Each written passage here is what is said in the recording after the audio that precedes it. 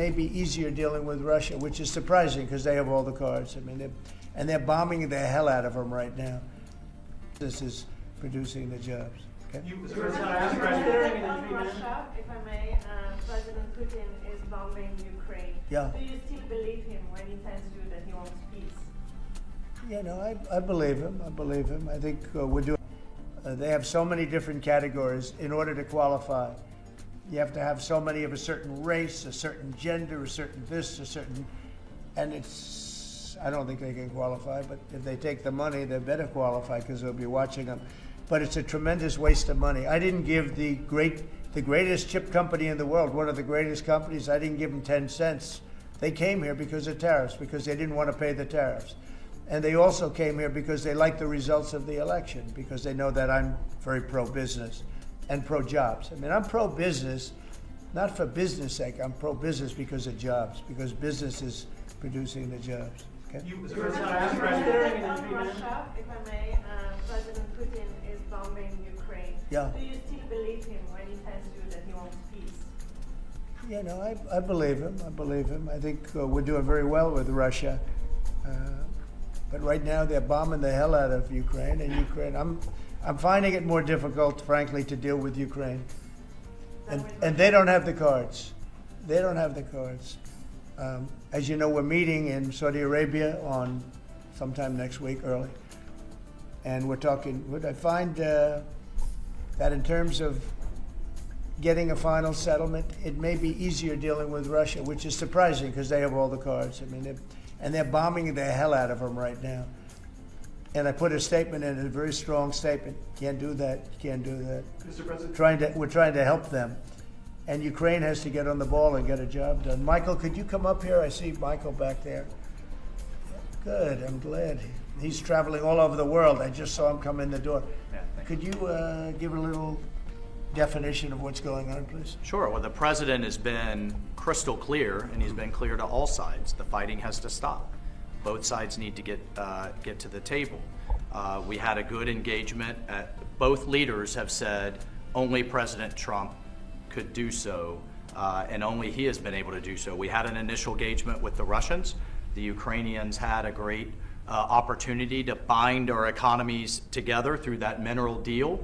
Unfortunately, that didn't go so well, but we think we're going to get things back on track. Secretary Rubio, myself, and the Ukrainian delegation will be meeting in Saudi Arabia next week to get these talks back on track, get a ceasefire in place, and drive peace home under President Trump's leadership. I think both parties want to settle. I think if I wasn't president, this war would have had no chance of settlement, zero chance. But I think we're going to get it settled and stopped. We got to stop. They're losing on average 2,000 soldiers a week. That's a lot of soldiers. Do you agree, Peter? It's a lot of soldiers on both sides, I agree. Do you, Mr. President, think that Vladimir Putin is taking advantage of the U.S. pause right now on intelligence and military aid to Ukraine? No, I actually think he's doing what anybody else would do. I think he wants to get it stopped and settled, and I think he's hitting them harder than he's been hitting them. And I think probably anybody in that position would be doing that right now. He wants to get it ended, and I think Ukraine wants to get it ended, but I don't see, it's crazy. They're taking tremendous punishment. I don't quite get it, but I suspect, Michael, he probably wants to get it ended. He does, Mr. President. The Russians are taking incredible losses on the front. As the president has They both said, are. this is a meat grinder of people, of material, of national treasure, and no one else has any solutions except to let this war continue forever. But I'll add, the president has had multiple conversations and a visit from President Macron of France, Prime Minister Starmer of the United Kingdom. We have the NATO Secretary General coming next week. We have this meeting with the Ukrainians. We've had it with the Russians. All of this in the president's first month in his leadership. We will engage in the shuttle diplomacy, and we will continue to use his leadership and what leverage we have to get both sides of the peace table. It's not going to be easy, but President Trump... This war should have never happened. It would have never happened if I were president. But it did happen. So a lot of other things shouldn't have happened, too. We shouldn't have 21 million people pouring into our country through open borders, many of whom are criminals, very bad criminals, including murderers, thousands of murderers. Many killed, far more than one person, and they're roaming our streets. But Tom Homan and Kristi Noem are doing an incredible job, and we're getting them out of here. And we'll get them out. We'll get them all out. But all these things shouldn't have happened. We shouldn't have inflation. We shouldn't have had this horrible inflation where the prices have gone up. Look at eggs. So we're doing a good job. We're doing a good job. Mr. President, in regards to the pause on military assistance to Ukraine, you put out on your social media post today that Russia is pounding Ukraine. That's right. Why not provide Ukraine with air defenses? And what happens, Mr. President, when Ukraine runs out of Well, the because Patriot missile batteries? good question. Because I have to know that they want to settle. I don't know that they want to settle. If they don't want to settle, we're out of there because we want them to settle. And I'm doing it to stop death, more important than anything else. Secondarily, way down the line is the money. So we're in for $350 billion, and Europe is in for $100 billion. They should be in for the same or more than us. And, you know, I watched over the last week or so what's going on in Europe. This thing could end up in World War III if we don't get it settled. This could really end up in a World War III. We got to get it settled. So on Iran, how confident are you that the Iranians will negotiate with you? And is Israel on board with this outrage? Yeah, I saw the hostages the other day. They came in, people that were not young, some young and some older, much older. And they gave, it was hard for them to do it actually. They gave statements as to what happened. I was asking, what happened? How was it? I said, did you see anybody in there that was kind, like out of the hundreds of people that you were seeing, Hamas? Did some of them wink at you and say, don't worry, you're going to be okay, or give you a piece of bread, or no? I said, were there any people that were like kind? I was shocked. The answer was nobody. There was nobody. Just the opposite. They'd be slapped and punched. One man broke his ribs. He couldn't breathe for a month. It was brutal. I was so surprised. Could you think there'd be a couple of people that would be kind, that would say, you're going to be okay, but they had none of that. It's pretty amazing. Brian? Thank you, President. He's a kind person. Well, according to the Although internet, not to Zelensky, he wasn't. Well, you know what, that's another But to Trump, he's conversation. been good. Yeah. Go ahead, Brian. Nice tie, by the way. Thank you. Thank you. I like yours too.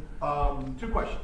One on peace. Why don't you think any other European countries are offering a peace deal? It seems like no one's come to the table for peace except for you. Yeah. It's a very good question. Sometimes questions aren't answerable. They're in a very unusual position. They don't know how to end the war. I think I do know how to end the war. Despite the Russia hoax, I've always had a good relationship with Putin. And, you know, he wants to end the war. He wants to end it. And I think he's going to be more generous than he has to be. And that's pretty good. That means a lot of good things. Because frankly, you could have made a great deal if this war never started, you could have made a great deal. I don't know that anything would have had to be given up. This was not a war that was going to start, Brian.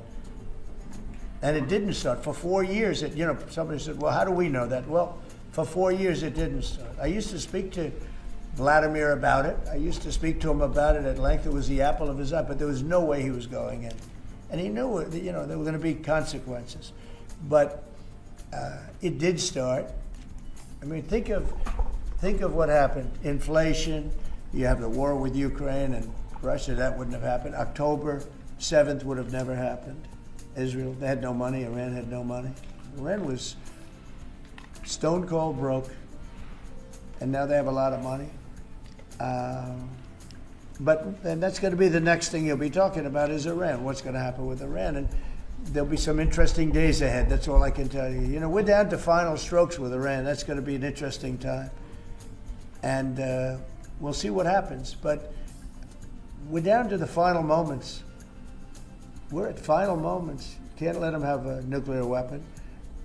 I think that I would have had a deal within 1 month after the rigged election of 2020. They were all set to make a deal.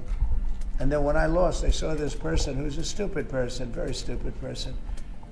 And they said, let's not make a deal. And they were right. He took the sanctions off. They became rich under Biden. They went from having no money to having $300 billion. All in a short period. It's oil. Oil builds up fast. It's a nice living if you have a nice oil well. And they do. They have a lot of nice oil wells, right?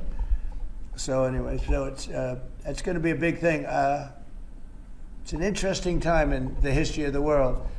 But we have a situation with Iran that something's going to happen very soon. Very, very soon. You'll be talking about that pretty soon, I guess. And hopefully we can have a peace deal. You know, I'm not speaking out of strength or weakness. I'm just saying I'd rather see a peace deal than the other. But the other will solve the problem. Mr. President, your allies are calling on you to pardon Derek Chauvin. Are you considering pardoning Derek Chauvin? No, I haven't even heard about it. No. Mr. President, on peace. I haven't heard that. In the first term, you may recall, I broke the news that you were nominated for the Nobel Peace Prize. And the reason for that was the work that you led on the Abraham Accords. I spoke yesterday with the member of parliament, the Norwegian parliament, that nominated you. And he said what the Nobel Committee is looking for from you, Mr. President, is security guarantees for Ukraine. Is that a possibility, Mr. President? So, before I even think about that, I want to settle the war, get it finished. Because if I'm not here, nobody's going to settle it. And President Macron has said that, and everybody said that, the prime ministers and presidents. We're pushing very hard. That's all I'm thinking about now. As far as the question about security later, that's the easy part. The hard part is getting it settled. We got to get them. We're losing 2,000 human beings every week. More than that, actually. 2,000 nice, young, although they're getting older because they're drafting much older now. In the case of one country, much older, because a lot of the young people have been killed. It's very sad, and I'd like to see if I could stop that. And I'd like to also see if we could stop making these massive payments from the United States. I mean, Biden gave away money like it was water, with no anything, got nothing for it. Europe did it in the form of a loan. They get their money back, we don't. So that's how we came up with the rare earth deal. But we started, behind the 8 ball. He could have gone to Europe. He could have said, "Come on, you got to put up money with us. You got to put up money with us." But he never did that. They just kept handing money out because he was grossly incompetent. All right, thank you very much, everybody. Thank you.